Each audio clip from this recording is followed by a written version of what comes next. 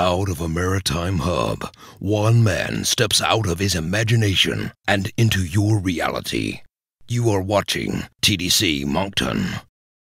Hey folks, we're in the Empire Cinemas for the local Hal-Con, where soon we'll have Walter Koenig at... Actually, it's not Hal-Con, it's Hal-Con. Hal-Con?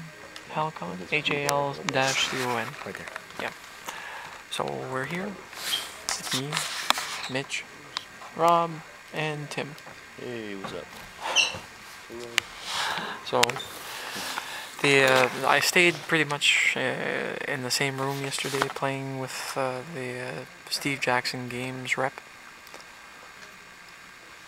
I'm kind of happy because I came out of it, I won the whole game for it, so.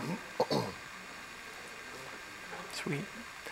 Now, we're going to be able to test a theory. Will Star Wars fans self-combust if they try to ask Walter Koenig a question?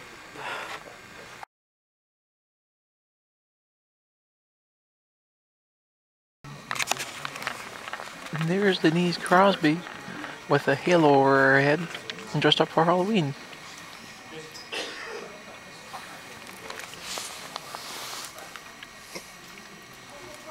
So I take it that they're doing the Q&As this morning? Mm-hmm.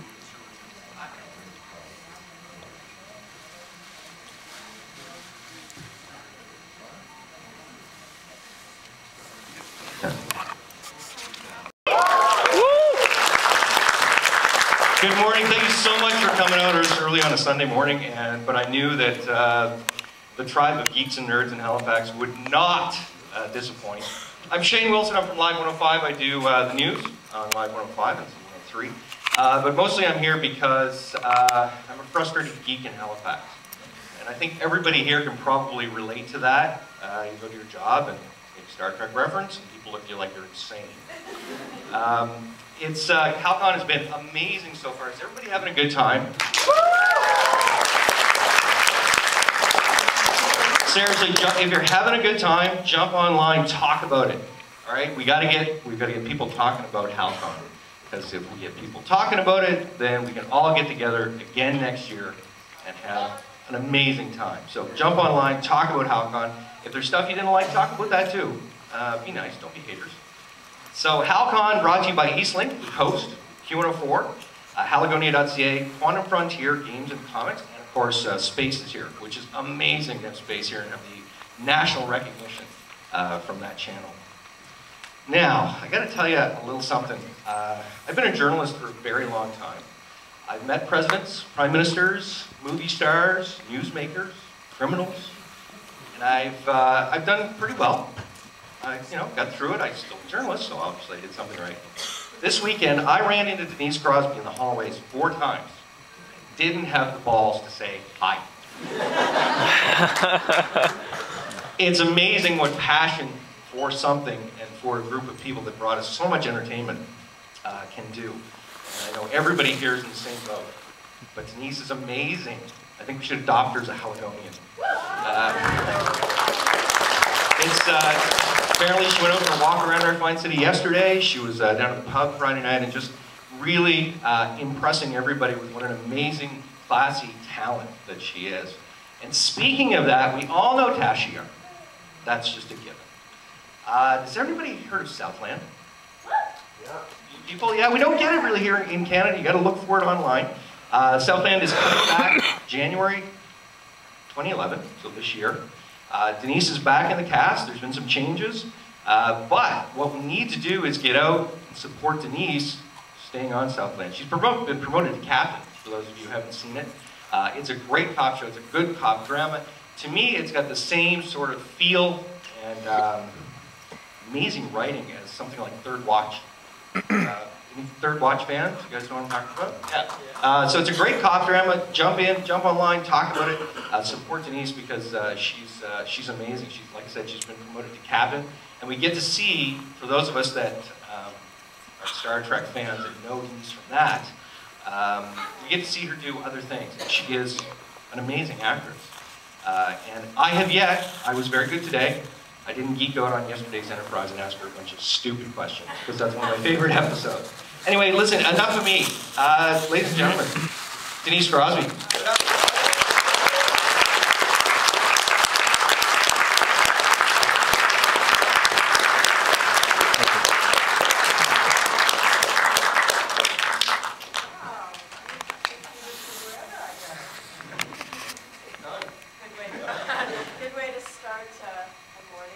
Her mic's not on. A talk in movie theater. So this is what this looks like up close. Wow. Oh, God. Is this thing on? No. No. I'm just talking into some weird stick.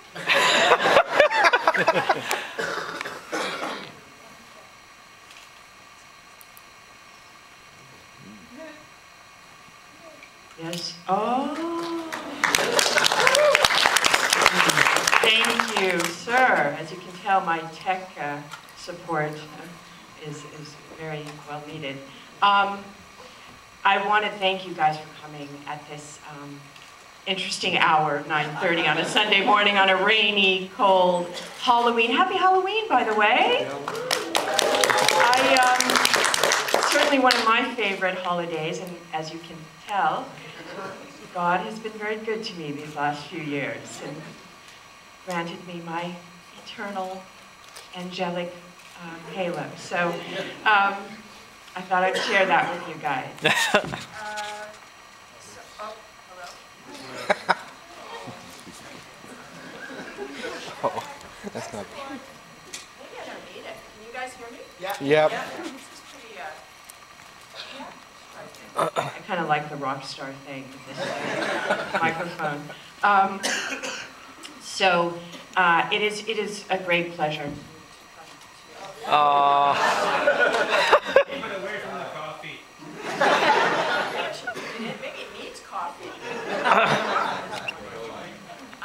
We're getting fresh batteries. Okay, so we'll just project. I'm a paid professional, I should be able to do this. It is always a pleasure of mine to come to Canada. I really love your country. I love, it's not like your country, like we're in Bosnia or something, but it's just such a beautiful place, and I've been fortunate enough to have worked often in Canada and make a Canadian movie, which I loved very much, a small film called Max. I don't know if you guys ever saw it. It's a family drama, beautiful story, and spent a lot of time in ABC shooting that. So I always love coming up here. The natural beauty of the place is astounding. You guys are so lucky. So Halloween here. I'm my 12-year-old. He's crossed over into the gory side of life now. He's a werewolf this Halloween as we speak. I thought it was cool. I like werewolves. I was trying to explain to him exactly what a werewolf was, and that was very interesting. So he was going through a transformation. That's cool. And that was really appropriate because he is kind of transformed into this, man-child thing in front of me. So it's great. So would you guys, how do you want to do, like, questions, or should you want to just, like, talk and share? You kind of know what I've been doing, which has been, we're shooting this TV show, Southland. It's been quite a journey. It's unusual in that it started out on NBC. It's a show that John Wells is producing, and John Wells has an extraordinary track record in television. He's created VR. He went on to The West Wing, and he's directed a feature film that he's editing right now, all-star cast. And so he sort of has shepherded this. It's his company that's made this TV show, and it's just a great, really edgy, dark drama about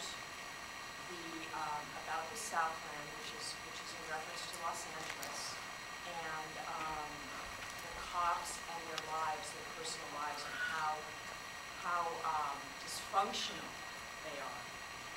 And so it's not just the good guys and the bad guys and tie everything up at the end of the day. It's really these guys and these men and women that do this kind of work really pay a twice in their personal life.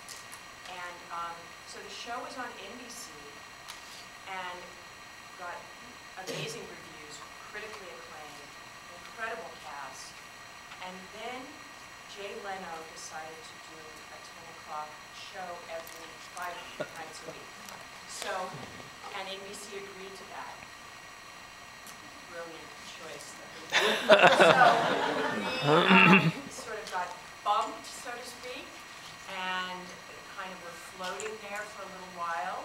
And so fortunately TNT has jumped in right away and agreed to air it. And it actually might be a blessing. I'm hoping it's a blessing in disguise. You know, that TNT has will support it in a way that ABC didn't. And so we'll see, but hopefully you'll like it and you'll help out on the online campaign, which is so incredible nowadays. I mean, you know, people just can keep shows on the air because it seems the powers that be, the suits, often don't have a clue. Funny how that works. They don't know what's working and what's not. You know, they're kind of just punching clocks and looking at numbers. So that's what this guy works. C'est la vie. So that's what's been going on, and what else? What did I tell you? I The did organization. play earlier in the year, Tennessee Williams. Oh, and why that does it was, charge a battery? An extraordinary thing for me to do. Tennessee Very Williams. challenging, very hard work. It's called Orpheus Descending. It's a play that isn't done often. Takes place in Mississippi in the 50s. Very, very tragic, kind of based on the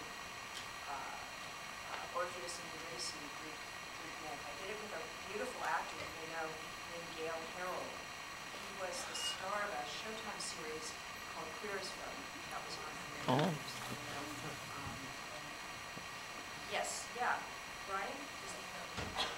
Yes, exactly. That's what I didn't know the show very well at all, but my God, I had no idea how popular it was. I mean, we had women flying in from all over the world to see this play. There were always lots of ladies waiting at the theater door, so I was constantly making him blush through this run of this play. But it was a great experience. We won some awards, theater awards, and it just reignited my soul and my creative soul, and so I'm always looking to do other plays. Speaking of theater, Gates McFadden, one of my castmates from Next Gen, yes, she's terrific, is now the artistic director of a theater company in Los Angeles called Ensemble Studio Theater, which has had a long history in New York, where Gates is a member in New York. And Ensemble Studio Theater has premiered many, many new works. They only do new pieces, new plays that haven't been done. And many actors have come through and worked at Ensemble Studio Theater. So Gates now is running the West Coast company. So I am now a member with her. I just spent the last couple of weeks talking with Gates and her showing me this incredible space in LA. So hopefully Gates now and I can work together again in theater. That's kind of exciting. You guys are ever in LA? Hey, I'm in Halifax. One never knows. The world is a small little place now.